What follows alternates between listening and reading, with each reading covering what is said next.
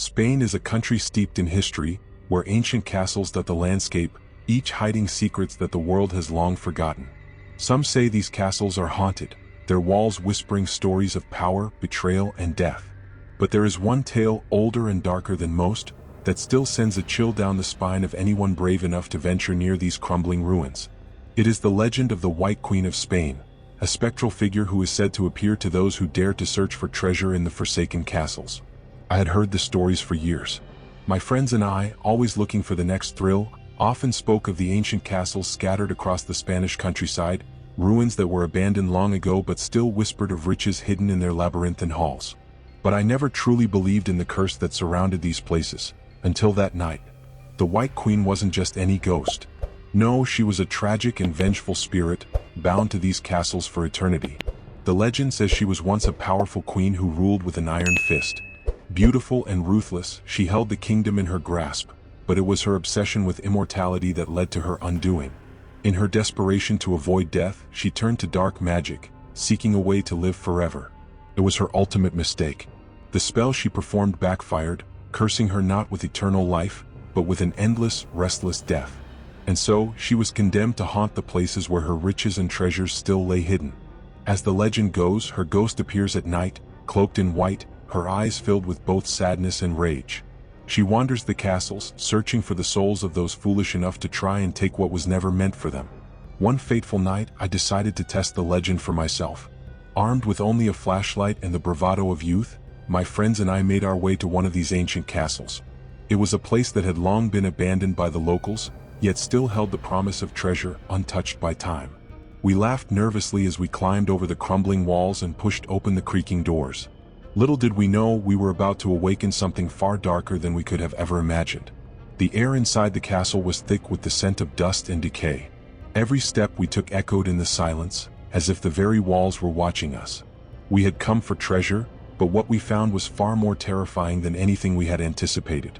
Strange sounds filled the air, whispers that seemed to call out to us from the dark corners of the castle. The temperature dropped suddenly, sending a shiver down my spine. It wasn't long before we realized we were not alone. A figure appeared before us, a woman dressed in white, her face pale and lifeless. She glided silently through the hallways, her eyes locked onto ours. At first, we thought it was just our imagination, but then we heard it, the unmistakable sound of her soft, ghostly whispers. She was saying something. Something that only the dead could hear. As she moved closer, the lights flickered and the shadows stretched unnaturally, like something was shifting in the air itself. It was then that we realized, this wasn't just a story. The White Queen was real and she had found us. But the worst part? I could feel her eyes on me, her gaze like ice cutting through my soul. In that moment I understood. The curse was real and the White Queen's thirst for vengeance was far from over. Now, if you find yourself intrigued by this story, if you want to hear what happened next and unravel the mystery of the White Queen, make sure to like and subscribe to the channel. Trust me, you won't want to miss what happens next. I promise you, the true terror is just beginning. Stay tuned. To understand the true terror of the White Queen, we must look back, way back, into the troubled history of Spain. Her story isn't just a tale of a restless ghost roaming the halls of forgotten castles. No, her story is one of beauty, power, and, ultimately, a tragic mistake that would bind her to the world of the living for all eternity. The White Queen, once a beloved ruler, was born into a time of deep political and social upheaval. Spain was a land of division, torn by wars, betrayals, and the constant clash of kingdoms. The throne was a coveted prize, and every ruler in history knew that it was a dangerous thing to hold. But for the White Queen, her beauty and cunning were more than enough to secure her position as queen. She ascended the throne at a young age, and her reign was marked by an almost mystical charm. It was said that no man could resist her gaze, and no army could stand against her will. She ruled with the iron fist of a queen who knew how to get what she wanted. And yet, beneath her flawless exterior, there was a darkness growing. As she began to mature, rumors started to circulate about her secret practices. Whispers of rituals performed behind closed doors, of midnight ceremonies where she would seek to commune with forces beyond the mortal realm. Some say she was desperate to maintain her beauty, fearing the ravages of time, while others believe she was searching for a way to become immortal. Whatever the case, the White Queen's obsession with life beyond death grew stronger by the day. Her power only deepened, and so did her madness. One fateful night, in the depths of her obsession, she sought the help of a powerful sorcerer. The ritual they performed was said to be an ancient one, passed down through the centuries. A ritual that promised immortality at a cost. It required the sacrifice of something irreplaceable. And so, the White Queen, willing to risk it all, made the ultimate bargain. She offered her soul in exchange for eternal life, believing she could control the forces she sought to manipulate. But the ritual went terribly wrong. Instead of granting her immortality, the dark magic twisted and contorted, casting a curse upon the Queen. The very life force she had hoped to preserve became her prison. Her body, once radiant and full of life, withered away before her eyes. Her soul, trapped between the worlds of the living and the dead, could never find peace. The White Queen was neither truly alive nor fully dead. She was condemned to roam the castles of Spain, forever searching for something she could never have, release from her curse. In her final days, before the curse took hold completely, the White Queen tried to repent. She begged for forgiveness, for release from the torment that now consumed her every waking moment. But it was too late. The damage had already been done. The once great queen was lost, reduced to nothing more than a wandering spirit, trapped in her own nightmare. To this day, her ghost is said to appear in the ruins of the castle she once ruled, seeking revenge on those who dare to disturb her resting place. The treasure she accumulated during her reign, once a symbol of her power, now lies hidden, a part of the curse. Those who seek it are drawn into her world of sorrow and rage, their fate sealed by the same mistake the White Queen made all those years ago. Now, as I tell you this story, I can't help but wonder, is it only a legend? Or is it possible that the White Queen's curse still lingers, waiting for the next soul foolish enough to disturb her tomb? If you want to know the truth, to learn how my encounter with the White Queen went from terrifying to life-changing, be sure to subscribe and hit the like button. The next part of this story will leave you questioning everything you think you know about the supernatural. Don't miss it. The curse that the White Queen sought to escape was not one of her choosing. It was a punishment, a direct consequence of her own ambition. Her desire to outweep death, to hold on to her beauty and power forever, had led her down a path from which there was no return. When the dark ritual she performed twisted beyond recognition, her fate was sealed. The Queen did not die in the traditional sense. Her body, once so vibrant, slowly withered, yet her spirit lingered, trapped between life and death, between the mortal realm and the afterlife. In that liminal space, she was neither fully alive nor truly dead. Instead, she became an entity of sorrow, rage, and longing, a restless spirit, bound to the very castles she once ruled.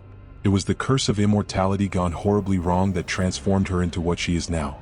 Once, she had been a queen with power over men, but now she only possesses the power of vengeance. Her beauty, once her most treasured asset, faded into something far more terrifying.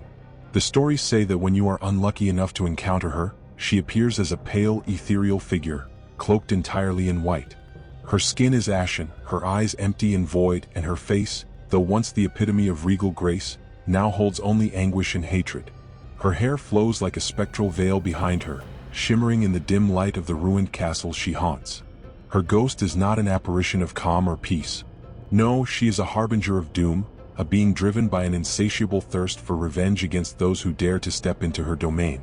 She seeks out those who enter her castle ruins with greed in their hearts, those looking for treasure, those foolish enough to disturb her eternal resting place. And when she finds them, she does not simply scare them away. No, she leaves them with a mark, a curse of her own making. Those who have come face to face with the White Queen speak of the overwhelming feeling of dread that washes over them the moment she appears. A chill fills the air, a coldness so sharp it cuts into the bones.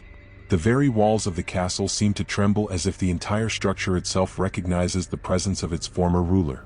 Some say the ground beneath their feet seemed to shift, as though the castle was alive, twisting itself around the intruders, trapping them within its walls.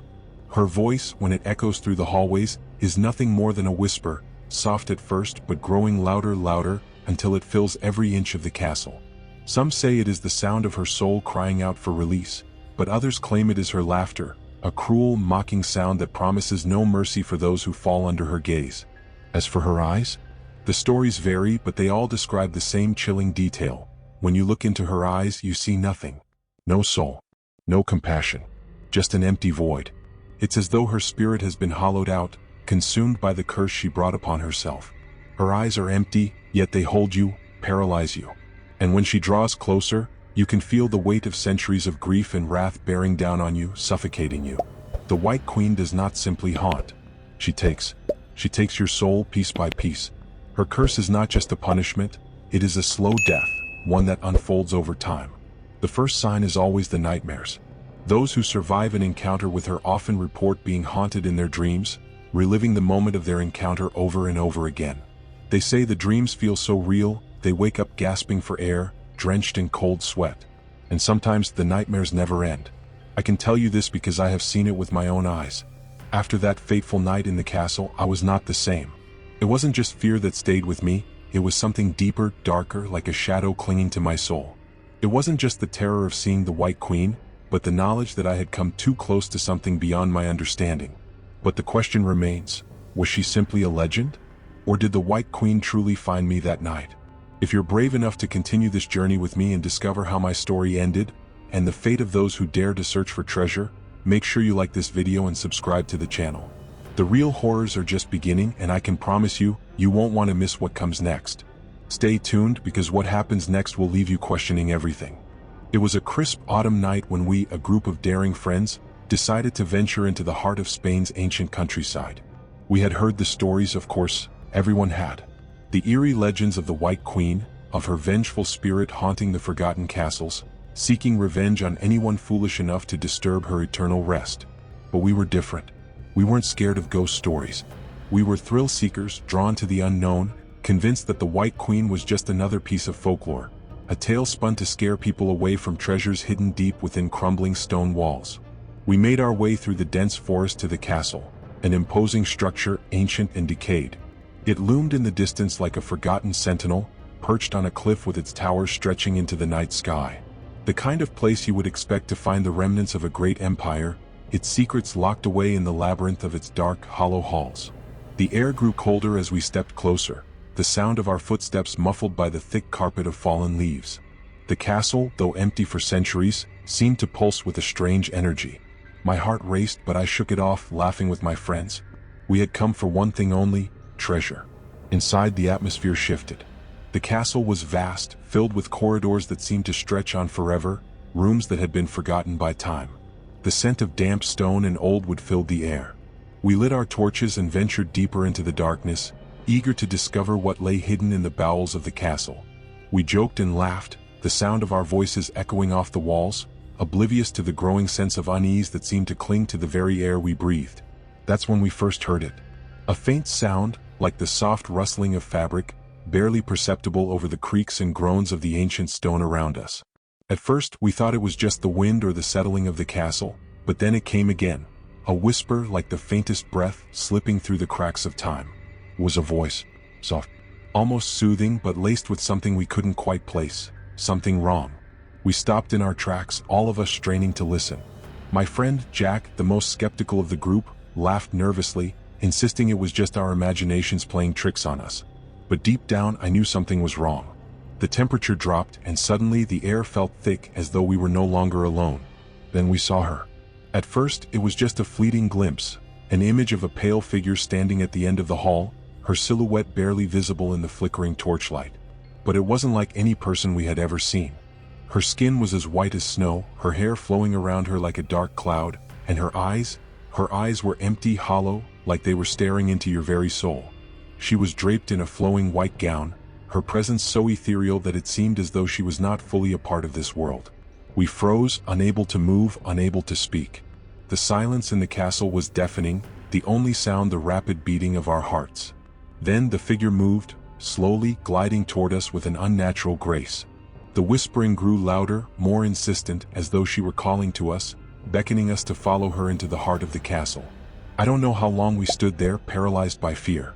My mind screamed at me to run, to get out, but my body refused to obey. It was as if an invisible force was holding us in place. And then, just as quickly as she appeared, the White Queen vanished into the darkness, her presence lingering like a shadow in the corners of the room. We tried to move, but we couldn't. The oppressive silence was suffocating. That's when we heard it again, the soft rustling of fabric, followed by a voice. This time it was louder, clearer. "Leave, before it's too late." That was all we needed to hear. Without a word, we turned and ran, down the twisting corridors, past rooms that seemed to close in on us, the walls growing narrower as if the castle itself was alive and determined to keep us there. We finally made it to the exit, breathless and shaken to our core. We never spoke of the encounter again, but we didn't need to. We all knew what we had seen. We had come looking for treasure, but we found something far more terrifying. The curse of the White Queen, her vengeful spirit forever haunting the castle, waiting for the next unsuspecting souls to wander into her domain. I can still hear her voice sometimes, soft in the dark, calling me back to that castle. And every time I hear it, a shiver runs down my spine. I know I'm lucky to have escaped. If you want to know what happened after we left the castle, and why I think the curse might have followed us, make sure to hit that like button and subscribe. The story doesn't end here. You'll want to hear what happened next, and trust me, you don't want to miss it. It was just another restless night. The kind where the air feels heavy, and the darkness outside seems to stretch endlessly, swallowing everything in its path. I should have known that something wasn't right when I woke up at 3 a.m., the room colder than usual. But I brushed it off. After all, I'd been having nightmares ever since that night in the castle. The White Queen's figure, her pale, ghostly form standing at the edge of my dreams, haunting me with her sorrowful eyes. I couldn't shake the feeling that I was being watched, but I told myself it was just my mind playing tricks. I had left the castle behind. It was just a story, just a nightmare, right? But that night, as the clock struck 3:33, everything changed. I was lying in bed, staring at the ceiling when the temperature in the room plummeted. It wasn't just a chill, it was an icy cold that seemed to seep into my bones. I pulled the blanket tighter around me, my breath visible in the air, but it didn't help. The cold pressed in, thick and suffocating. I could feel it, a presence like a weight in the room pressing down on me. And then, out of the corner of my eye, I saw it. A pale figure standing at the foot of my bed.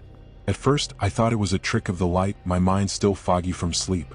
But as I blinked, the figure became clearer.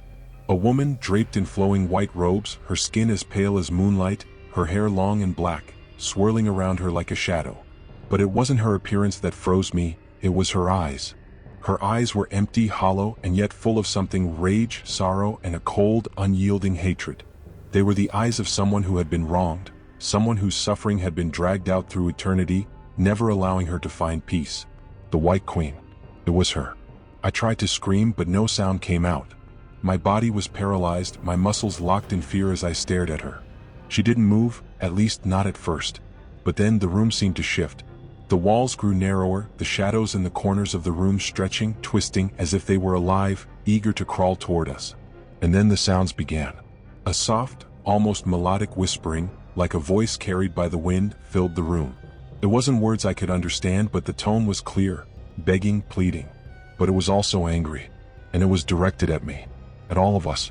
The temperature dropped even further, and I could see my breath now, floating in front of me like smoke. It wasn't just the cold, it was as if the very air around me had become suffocating, thick with a malevolent force. My friends who had been sleeping nearby began to stir, groaning in discomfort. They too must have felt it. The oppressive weight of her presence, the way the air seemed to thicken with every passing second. And then, without warning, she moved. Her form drifted forward, gliding with an unnatural grace, her pale face twisting in an expression of anguish and rage. Her lips parted, and that's when I heard it, the voice. It wasn't loud, but it was enough to send a jolt of terror through me. Leave, before it's too late. Her voice echoed in my mind, the words reverberating through my skull like a death knell. The whispers grew louder, more frantic, as if the walls themselves were crying out in pain. The cold intensified, and I could see my friends now, their faces pale, eyes wide with terror, frozen in place. They were unable to move, just like me, trapped in the grip of the Queen's curse. It was as if time had stopped, and we were suspended in a nightmare that we couldn't escape.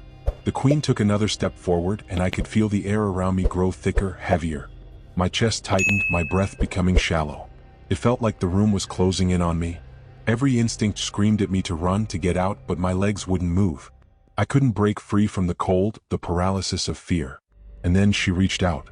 Her cold, skeletal hand hovered just above me, and I could feel the chill in the air grow unbearable. It was like being suffocated by ice, the very life being drained from my body. Her fingers brushed against my forehead, and in that moment I saw her, truly saw her. Behind the rage, behind the sadness, was the truth. She was trapped. Trapped in her own rage, bound by the curse that had condemned her to haunt this world for eternity. But I knew in that moment that she wasn't just a lost soul. She was hunting us. Her eyes locked onto mine, and I knew that if I didn't leave soon, I would become another soul bound to the White Queen's torment. With one final breath, I snapped out of my trance, my legs finally responding.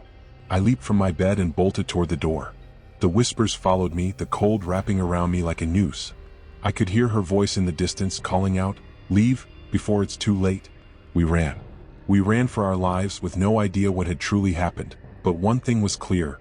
The White Queen's curse was real, and it would stop at nothing to claim our souls. The castle wasn't the only place she haunted. The curse followed us home. We thought we were safe. But the moment we turned our backs to flee, the chilling realization hit us. There was no escape.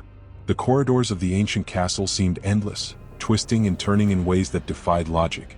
Every door we opened led to another passage. Every staircase took us to a place we had never seen before. We had lost our bearings completely.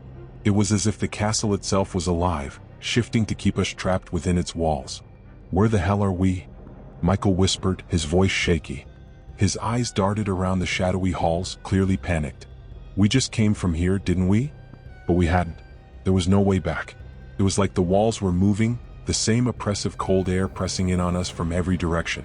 I could hear our breath, ragged and shallow, as we pushed through the winding hallways. There was no light except for the faint glow from our flashlights, their beams flickering under the weight of our fear. The air felt heavy, thick with something dark, something malevolent. And then we heard it. The softest whisper, barely audible, like the rustle of silk in the distance. At first, I thought it was my imagination. But then I heard it again, closer this time. "Leave?" The voice was colder than the stone walls surrounding us. I froze, my heart hammering in my chest. My friends stopped too, all of us straining to hear. The sound came from somewhere deeper in the castle, echoing through the hollow corridors. It was the White Queen. She was calling to us, hunting us, just as she had warned. "Go, before it's too late."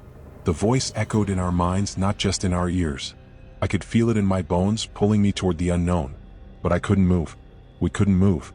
It was like the air had thickened around us, as if it was trying to keep us from escaping. "Keep moving," I hissed, trying to break the paralysis that had settled over us. We couldn't stay in one place. The longer we did, the more likely we were to fall into her grasp. We hurried forward, adrenaline coursing through our veins. But the deeper we went, the more we could feel her presence pressing in. The whispers were growing louder now, no longer gentle or pleading. They were demands, urgent, desperate. The walls seemed to pulse with an almost palpable energy, vibrating with the echoes of her curses. I glanced over my shoulder and my blood ran cold. There she was, the White Queen. She appeared in the distance, her pale face glowing in the dim light, her long flowing white gown trailing behind her like smoke. Her eyes, hollow and empty, locked onto mine. They were the eyes of someone who had been wronged, someone whose grief had turned to madness. Her mouth opened, her lips curling into a cruel smile.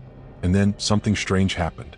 The hallway in front of us, once just a narrow stone passage, suddenly expanded, the walls seeming to stretch away, opening into an enormous, darkened chamber. We had no choice but to step forward into it, feeling the eyes of the Queen on us every step of the way. The chamber was cold, so cold that my breath came out in visible puffs, swirling around in the air like smoke. There was no exit, no escape. The Queen's laughter echoed through the chamber, a soft, mournful sound that raised the hairs on the back of my neck. "You cannot run," she whispered. "The curse is upon you now." And then we understood. It wasn't just the castle. The Queen was not bound to the walls or the floors of that ancient building. She was tied to us, to our fates, as if the moment we set foot in that place, we had crossed an invisible line. The curse had been set, and there was no way to break it. We were trapped, bound to her eternal vengeance.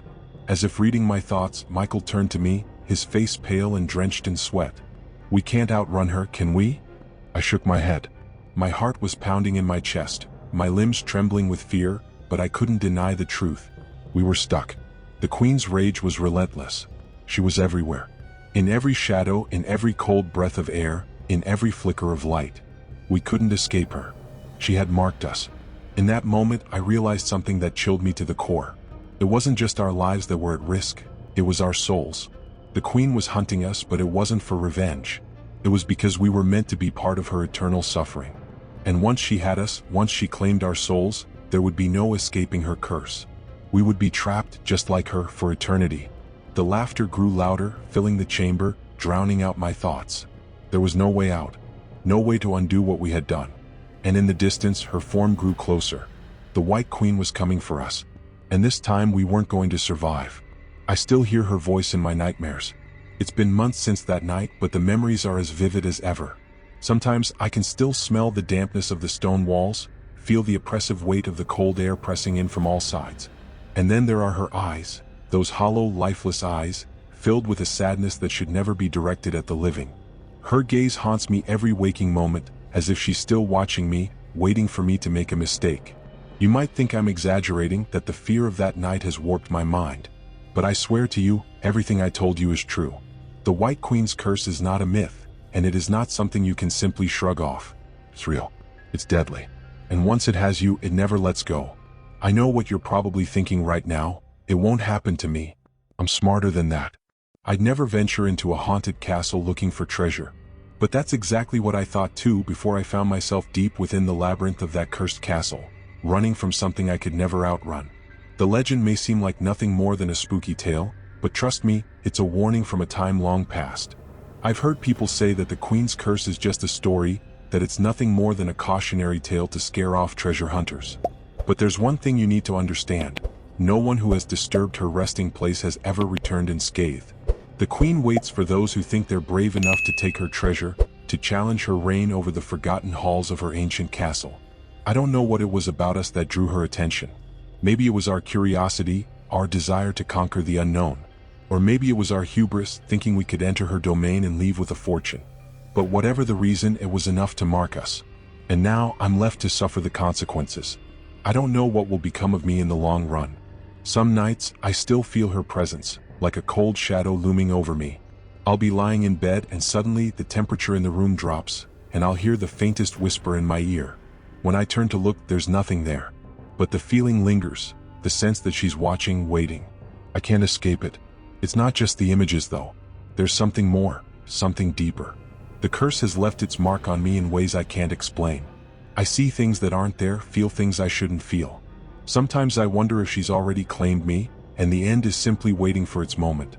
I know I'm not the only one. There are others who've dared to enter those cursed castles, seeking treasure or fame or something else entirely. I've heard their stories, people who've gone missing without a trace, people who've returned with their minds broken, haunted by the White Queen's wrath. The truth is, those who seek her treasure are doomed to repeat her tragedy. She doesn't just kill you, she makes sure you suffer, just as she did, trapped in her endless despair. And so, I am left to warn you. If you ever find yourself standing at the gates of an old castle, the kind that whispers of forgotten treasures, do not go inside. Do not even think of entering. The White Queen is not some ghostly legend. She is real. And her curse is eternal. No treasure is worth the price you will pay. No riches are worth the life you'll lose. If you disturb her, if you awaken her wrath, you will never escape. I would tell you to forget the story, to walk away and never look back. But I know better. There will always be someone who thinks they can beat the curse, someone who believes they can outsmart the supernatural. If you're one of those people, I hope you heed my warning before it's too late. Because the White Queen is always watching. And she's waiting for the next fool who dares to challenge her reign. And trust me when I say, you don't want to be that fool.